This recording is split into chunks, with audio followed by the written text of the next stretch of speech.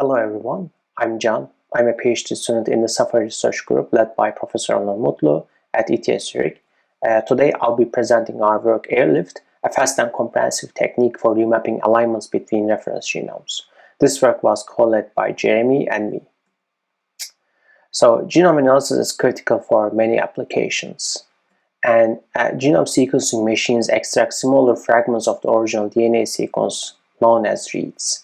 But these reads originally do not contain the information about their location in their corresponding genomes.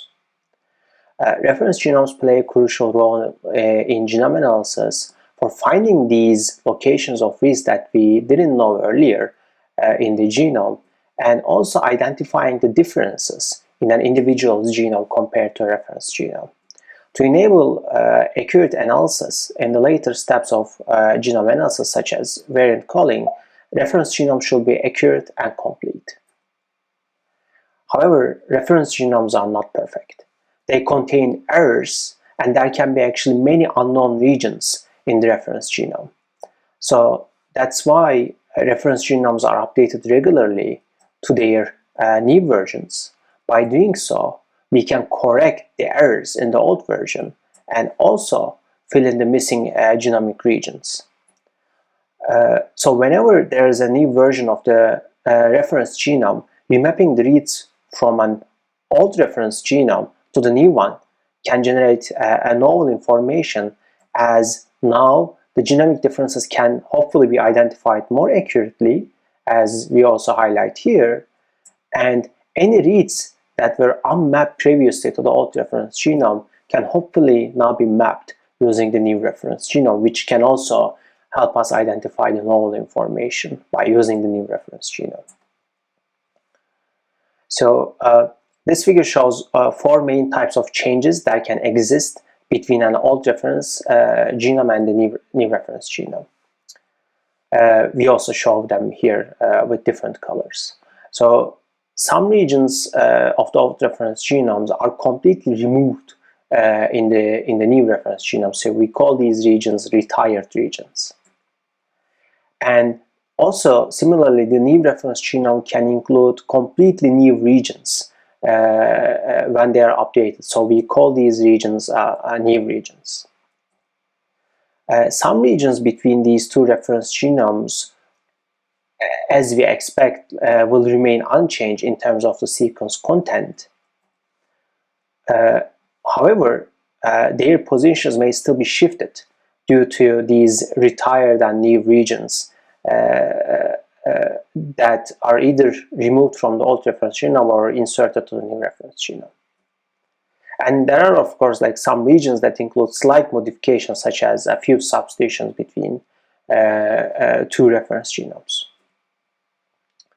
So there are mainly two solutions that can remap reads from an old reference genome to the new one.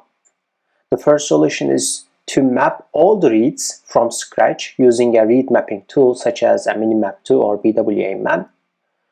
The second solution is moving the mapping locations from an old reference genome to the new one without using a read mapping tool.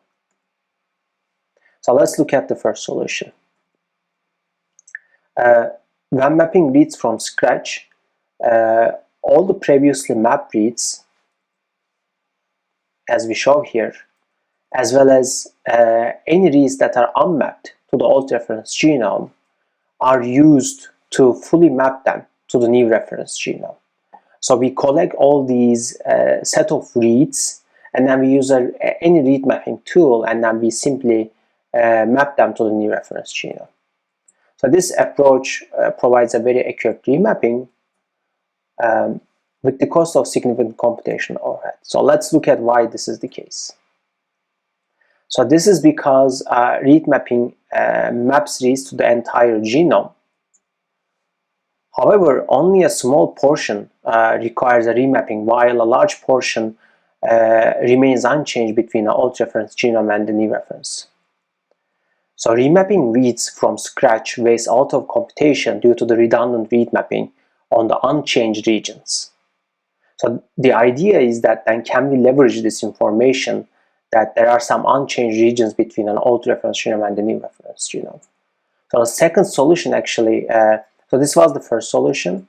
And the second solution actually exploits this observation that there are actually some unchanged regions between the old and the new one. So we're gonna look at the second solution now.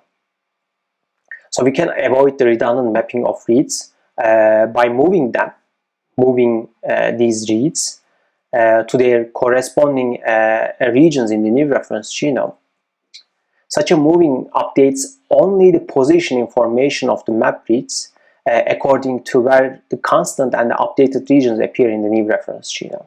So I'll replay the animation again. So note that the reads that fall under either the constant and the updated regions are just moved according to where now they appear in the new reference genome.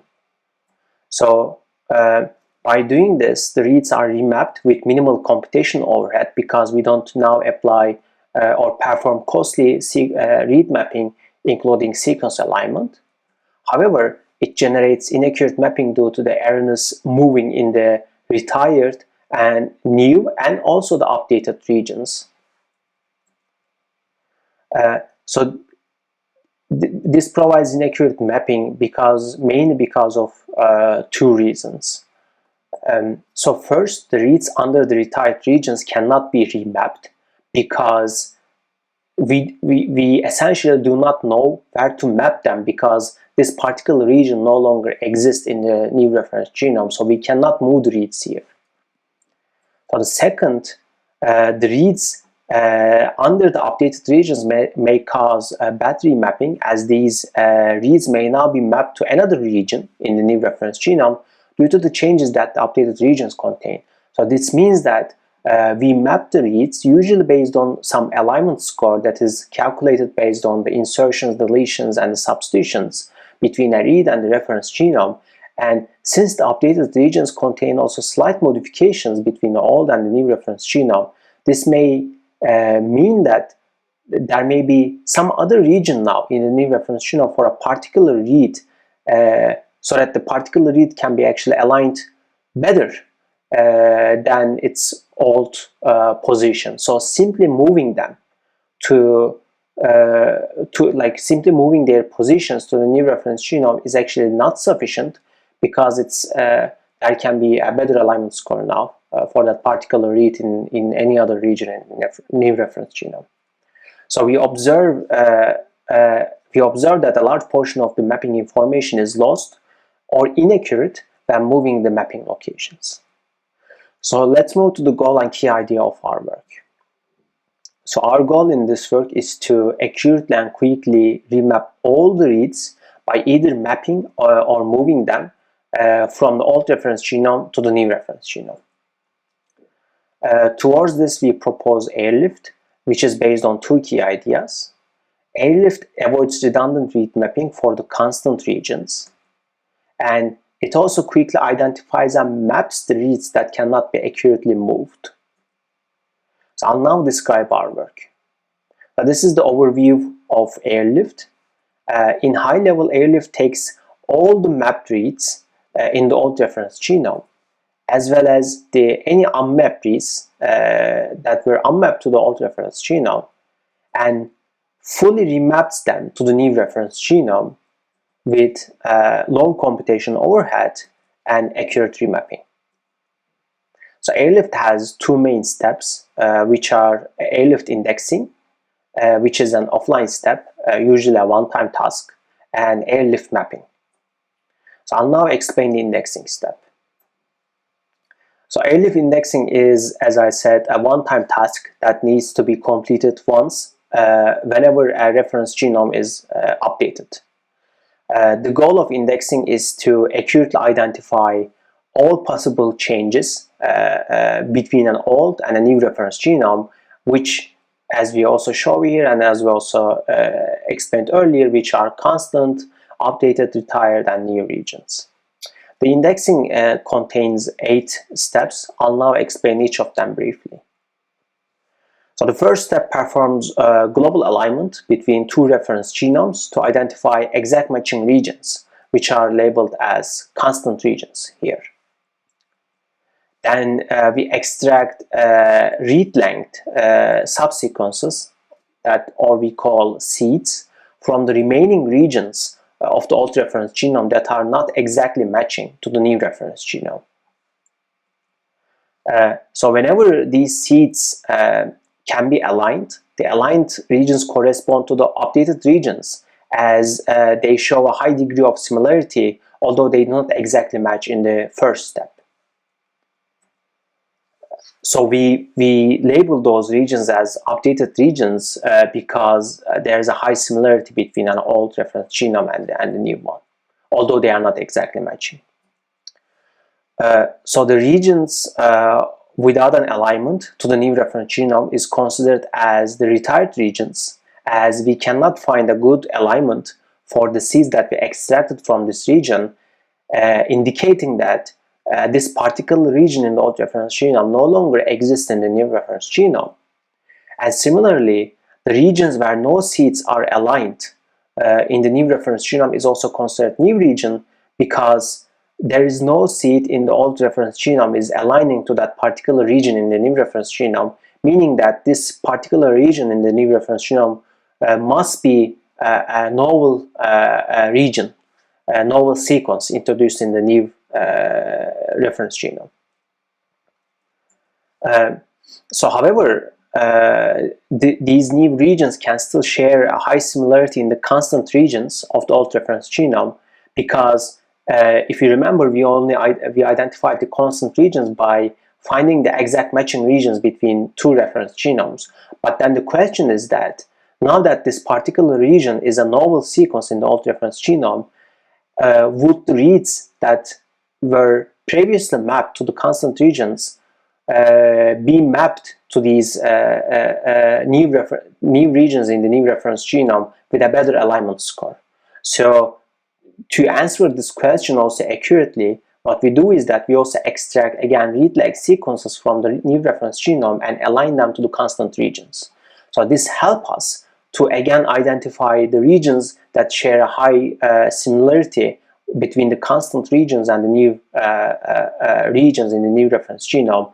And if that's the case, we label such regions as also as updated regions. So based on these alignment results, constant and the updated regions can now be accurately identified, so that we can accurately either move the reads or map them. So let's look at the second step in AirLift, which is the remapping step. So in the remapping step, AirLift utilizes the indexing information it generates in the first step to remap the reads to the new reference genome in several steps. So first, the reads in the constant regions are moved without read mapping. So they are simply, I'll play the animation again. So the reads only in the constant regions are moved without an alignment information, because we already know that these constant regions must be exactly matching regions between two reference genomes. Then the reads under the updated regions are mapped. So these reads can be mapped to the similar regions again in their old reference genome, or they can be mapped to a new region, or basically a different region, different location in the updated region. So last, all the reads in the retired region and unmapped reads are fully mapped to the new reference genome. So by following all of these steps, AirLift fully utilizes all reads by either moving or remapping them accurately, and AirLift generates an accurate alignment file, for example a BAM file, that can easily be used in downstream analysis such as variant calling. So I'll now go over our evaluation. So this is our evaluation methodology when performing remapping with AirLift and other tools. So as a baseline, we fully map the reads to the new reference genome using BWA-MEM. We also perform remapping using other remappers such as CrossMap, which is a remapper that can generate alignment files, BAM files, and also Liftover, which is a remapper that generates only the updated positions between two reference genomes. To calculate the accuracy of remapping, we perform variant calling using the BAM output that AirLift and the full mapping generates.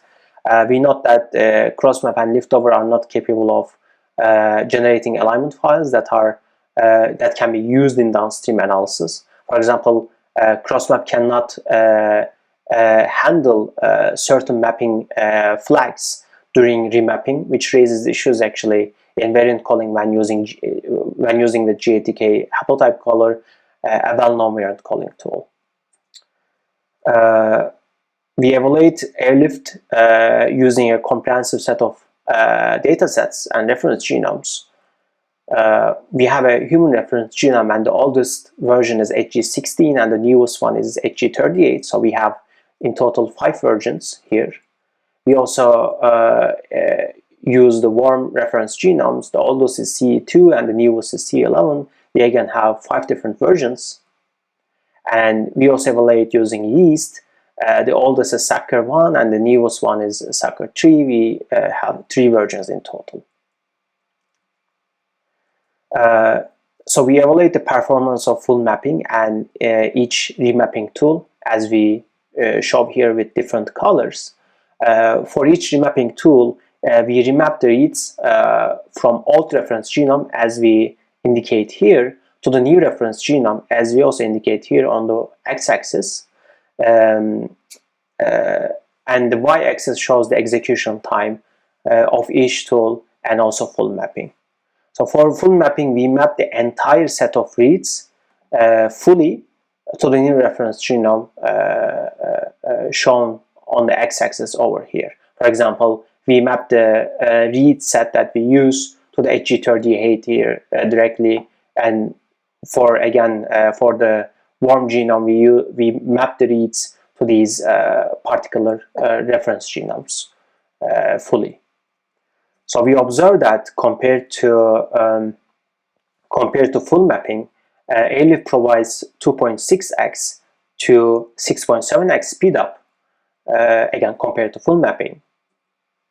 But since the AirLift provides more comprehensive mapping, it also experiences longer execution times than cross-map and liftover. So this figure shows the peak memory usage of each remapping tool and full mapping. Again, this figure is similar to the performance figure. The only difference is that we have the peak memory numbers over here on the y-axis. So we observe that the peak memory usage of AirLift is similar to full mapping, but again, crossmap and the memory footprint of crossmap and the liftover is much more smaller than AirLift. This is simply because AirLift is providing a more comprehensive remapping, which is almost as accurate as full mapping. So speaking of accuracy, let's look at the accuracy results. So here we show the accuracy of remapping based on the accuracy of variant calling. So our baseline accuracy is the accuracy of variant calling using full mapping of reads. So for ground truth, we use the ground truth variant calling dataset of our sample, for example, a human sample as released by the Genome in a Bottle. We calculate the precision and the recall values of variant calling results when compared to the ground truth for full mapping. So these results are here. For example, for single nucleotide polymorphism SNP and also for INDAS, we have the precision and the recall numbers. And also the variants called after remapping the reads with AirLift, as we also show here. So we have 4 different versions from old reference genome to the newest one, which is the HG38.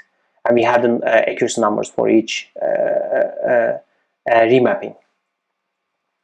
So we also calculate the precision and recall of AirLift when compared to the variants found using full mapping, as we also show here. For other genomes, we only compare AirLift with full mapping, as we do not have the ground truth variants for those genomes.